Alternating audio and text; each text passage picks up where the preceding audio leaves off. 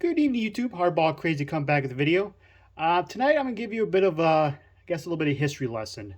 A little forgotten team from many years ago, and with that, I got a card in the mail today I'm kind of proud of. And um, I'll start out with, I first heard about this team who is probably is the first great all-black Negro League team in baseball history. And they were inducted in the Michigan Baseball Hall of Fame a couple years ago. I kind of like, okay, who is this? And didn't really kind of did a quick passing, reading up on it, and didn't think about it. But with the induction into the Veterans Committee in the Hall of Fame this past December, Bud Fowler was inducted. So that's when I started really learning about the team. As you see by his uniform, Page Fence Giants. They are a team here. They were a team here in Michigan, about an hour away from me, southeastish. And the Page Fence Giants was based in Adrian, Michigan. And Page Fence was the sponsor. Mr. Page, J. Wallace Page, owned a fencing company, and they did the very state-of-the-art fencing company of the back in the day, and they sponsored a baseball team. And of that baseball team was all Negro League team.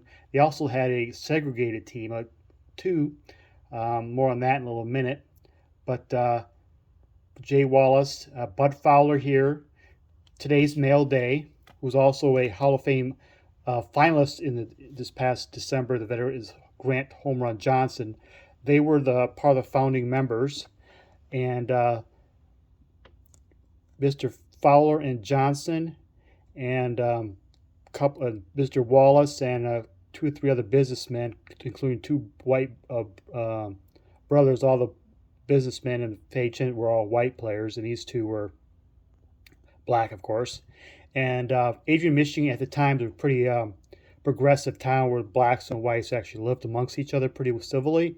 But at the same time, the black community was still considered a bit of second citizens, but they were a little bit more progressive compared to the rest of America at the time.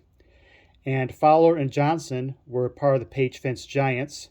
Kind of a quick side note, if you notice, a lot of Negro League teams were called the Giants. Even the Yomiuri Giants in Japan were called the Giants because they were called the Giants because the New York Giants was the most well-known, successful baseball team of the day, and they named themselves Giants to help out with the publicity and gates and see all the Giants are playing in town, but it being the Page Fence Giants. That's kind of why you get a lot of teams, Negro League teams back in the day, called the Giants, and those are the New York Black Yankees. They, for the same reason, that's why they call the Yankees, even though they were one of the worst teams in League League baseball history, but they did very well with the crowds and everything because they were the Yankees. Anyways, back to these guys. Fowler and Johnson, part of the Page Fence Giants. They started in 1895, and they were a very successful team. At one point, they won like 80-some straight games, and they were like 126-12 or something like that. Some crazy, mind-boggling record. Fowler only played part of 95 with the team. He had a dispute with the owners, so he left the team in 1896. Hall of Famer Sol White, who was inducted, I believe, in 2006, played for the Page Fence Giants. They ended up playing through 1898, disbanded as many teams, became a former team in Chicago. Also in that team in Adrian, Michigan, the owners also had a segregated team. The segregated team, Bud Fowler played a little bit on that. Grant Johnson, I think, only played for the Page Fence Giants. The segregated team was called the Adrian Demons or the Adrian Reformers.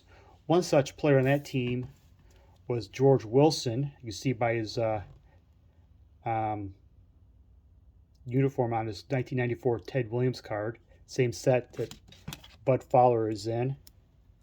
And the Adrian Reformers were a segregated team, and they did do was they played a lot of games head to head against the Page Fence Giants, and but the all black team beat the segregated team many times, and the team was much more successful than the Adrian Demons or Reformers. One other tidbit on the Adrian Reformers and Adrian segregated team was that in 1895, for a 2-week period, Horace Wagner was on that team. Horace Wagner's family knew the two brothers who co-owned the Adrian baseball teams. So Wagner went up playing for up here in Adrian, Michigan for a couple weeks.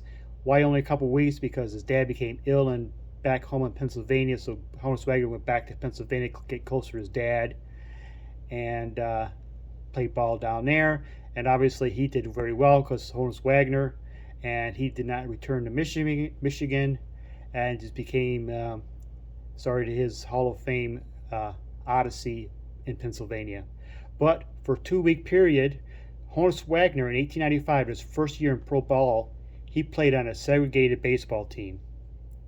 Bet you many didn't know that. I did not know that until I started reading up on the Page Fence Giants and the Adrian baseball teams. One other note about the Page Fence Giants, Fowler and specifically and Johnson, the co-owners, when they signed players, they wanted high moral players, so they didn't want anybody, carousing, drinkers, and so forth. And then several of the players of the team were college graduates. And that is my mail day. Here is Home Run Johnson. The set here is 1974 Laflin Black Star set. Very rudimentary set.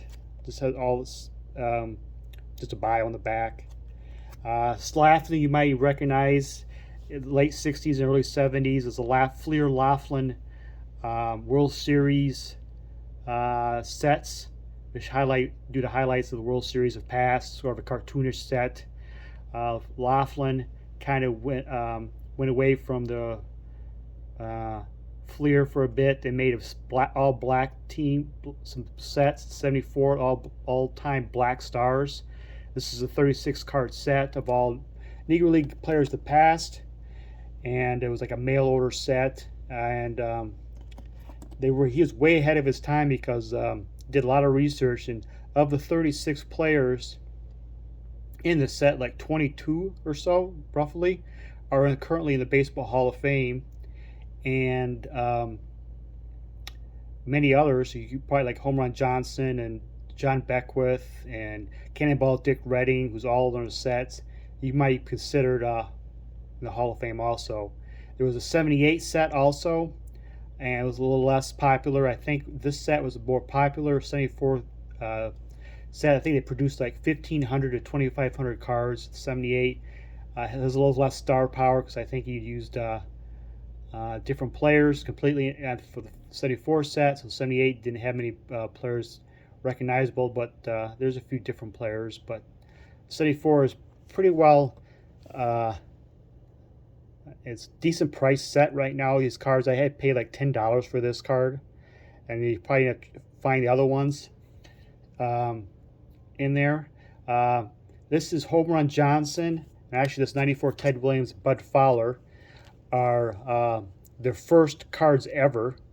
I don't want to call them rookie cards because they're not actually rookies, but I say first cards. So if you're looking for first cards of some Hall of Fame Negro League stars, these would be it. A lot of first cards of Negro League stars, and this is black, old-time black star set. There's still one or two players in this set I'm looking for. Specifically, I'm looking for Rap Dixon. He doesn't have many cards out. I'm trying to get the more obscure players, great players on this set, and for my collection.